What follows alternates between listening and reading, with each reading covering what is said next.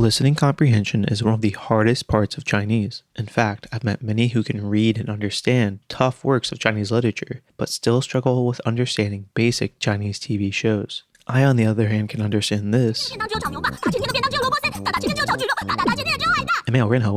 Why is this? Trust me, I'm no language genius. I simply avoided a basic but critical mistake that even experienced Chinese learners all seem to make. In this video, we are going to cover what that mistake is, how you can avoid it, and what you can do instead to easily level up your Chinese listening comprehension skills. 我们开始吧. The usual way beginners practice listening comprehension is by using their Chinese textbook. Most of them are pretty similar in that they will contain a sample dialogue per chapter. Each dialogue will have an audio recording, a transcript that usually contains Pinyin, Chinese, and English all side by side, and a vocabulary list of new words. The common way many will use these is to listen to the audio recording as they read along with the transcript. Seems harmless enough, right? No, God!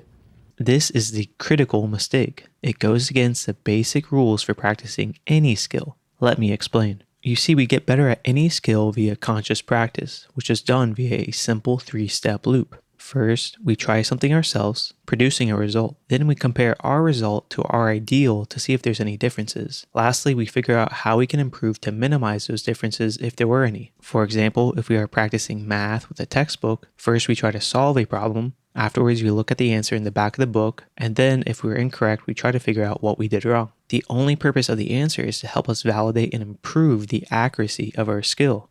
Improving listening comprehension is mostly the same. First, we listen to the audio, producing our own understanding. Afterwards, we look at the transcript to see the actual meaning of what we heard. Lastly, we correct our mistakes. The issue with reading the transcript while listening to the audio is that doing so forgoes this conscious practice. It is looking at the answer without ever trying to actually understand the audio by itself. It'll make you fool yourself into thinking you understand more than you actually do, which is why many who do this still struggle with native Chinese media. A simple way to fix this mistake is to listen to the audio alone and try to understand it entirely before looking at the transcript. This is much better because it fits the standard conscious practice loop. However, we can make even further improvements. Let me share with you the process I used when I started learning Chinese. It consists of 4 steps, each of which we do multiple times. First, we listen to the audio by itself. Then we listen to the audio while consulting a vocabulary list. Afterwards, we listen to the audio while reading the transcript. And then finally, we listen to the audio by itself once more.